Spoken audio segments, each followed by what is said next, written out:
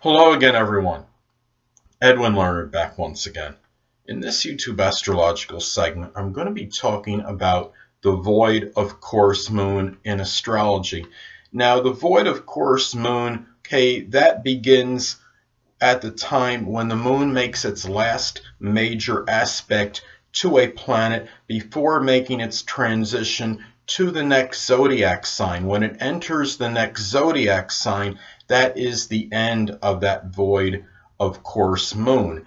Now, it could last anywhere generally between several minutes and a couple days. The latter is not very often. A couple days is very rare in astrology as far as that goes. And anyway, the first thing I want to get at, in a natal chart, well, let's I'm going to kind of elaborate on the meaning of this now. When you have the void of course moon in a natal chart, of course, the moon will be unaspected as far as planets go. Now, everybody's got their own perception of what an unaspected moon is. Now, an unaspected moon, some people just say, well, that's when the moon doesn't aspect any other planets in your chart. Well, I see it a little differently. I count the ascendant. Ascendant is very prominent. That's a very strong point in your chart, and the MC as well. And that is very important, significant as well. And you could also look at the North Node too.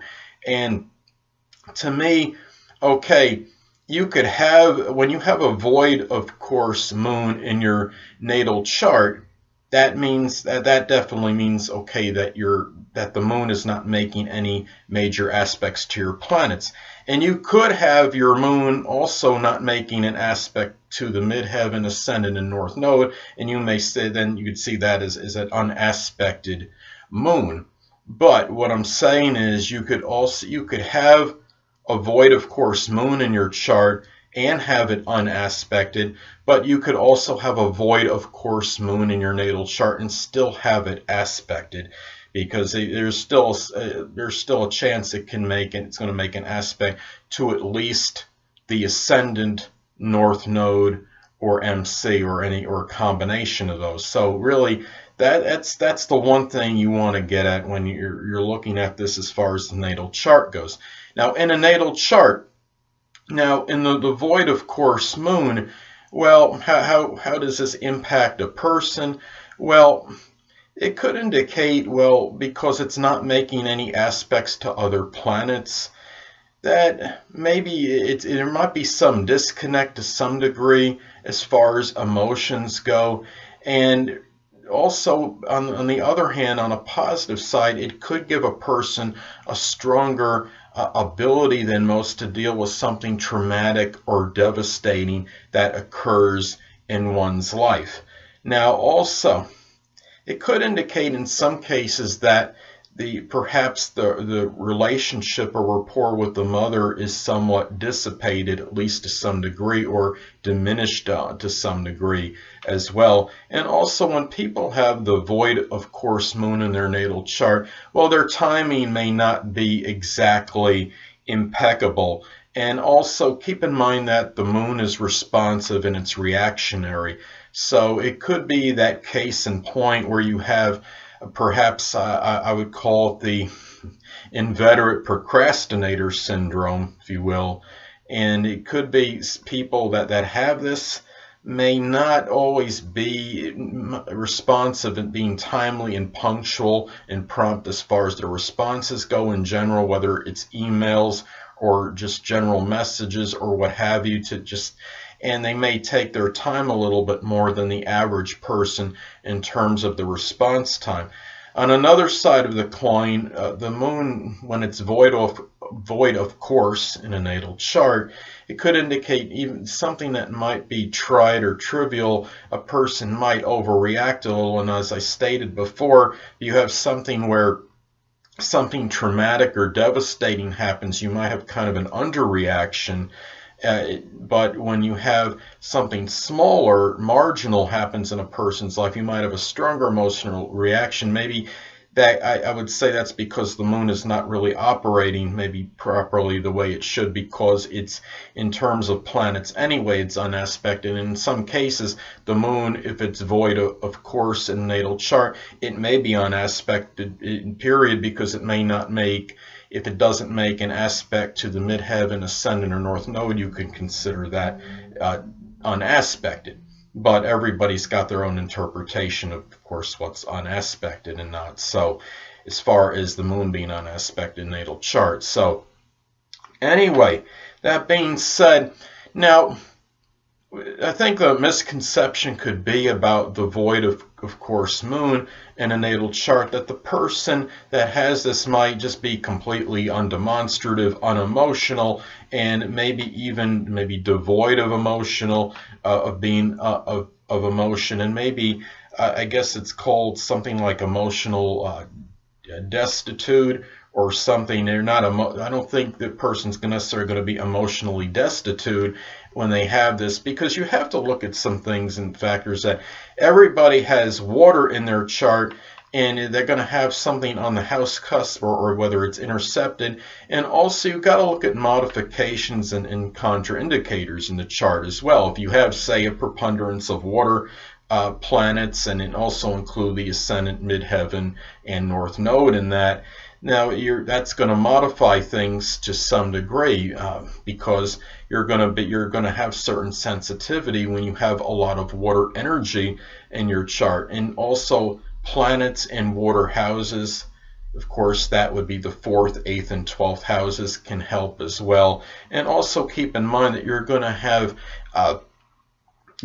transits to your moon, to your natal moon, so during the course of your life. So you're always going to have some kind of aspects that are made to it. And even through progression, you're going to have your moon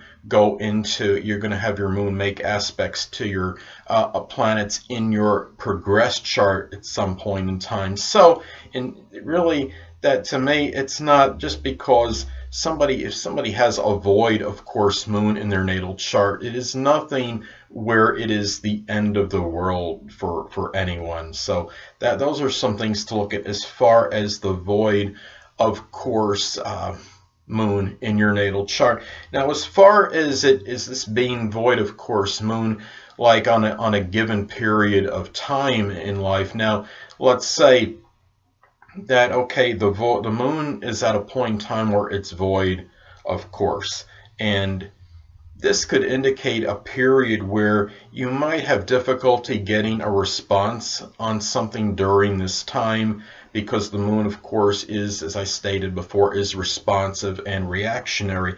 But at the same time, this could be very auspicious and beneficial, perhaps for contemplation, meditation, and even introspection. It's about having perhaps that quiet time where you can maybe reflect on some things and do some thinking and really not have it interrupted. So those are some things to look at with this, as far as the moon being in a state where it is void, of course. And another thing too is it could be about a time of getting things put in order and have organization in your life. And I think what we don't really see is, like, people talk about, well, what does it mean when it's in a certain sign? I think that could have an impact as well. Now, let's say, for example, that, okay, you're trying to do something connected with organization when the moon is at the point where it is void, of course, and let's say that it's in Pisces.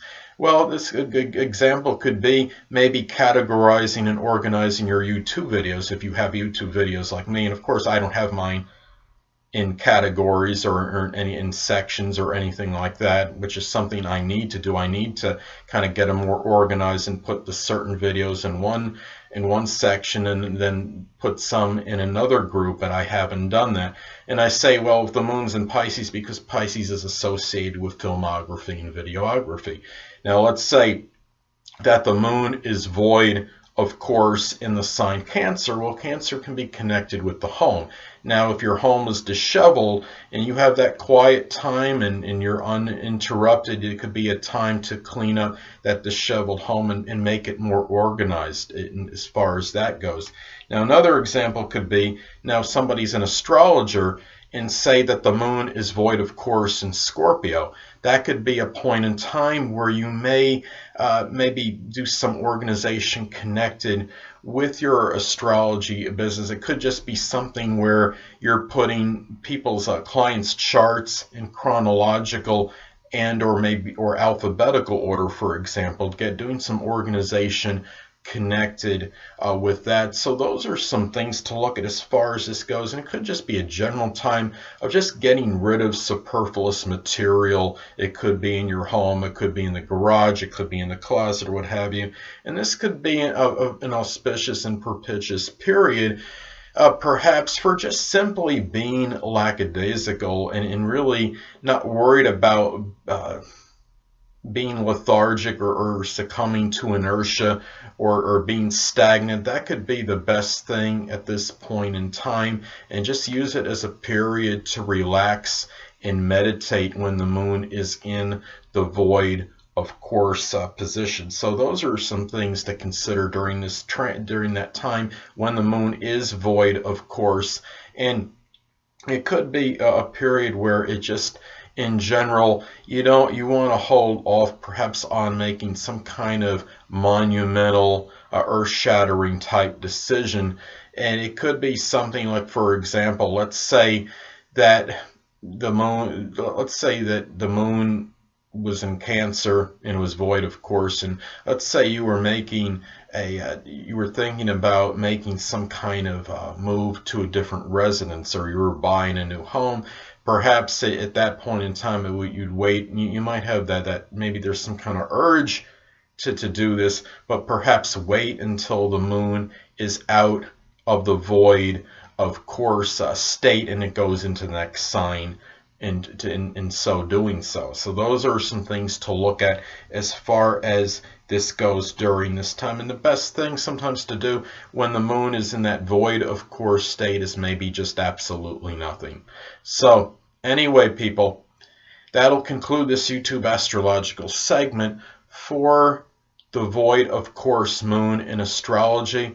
And stay tuned next time, where I'll be continuing my series on the transits of the moon in the sign. So anyway, people, two things I want to get with you on before I head out. Firstly, the stars may impel but do not compel. And secondly, never isolate any single astrological element, aspect, planetary placement, position, configuration, influence, or what have you, and make an analysis of a person, astrologically speaking, based on this alone, because astrologically speaking, the person is the sum of all their components in their natal chart and not just one. Until next time, people, stay well.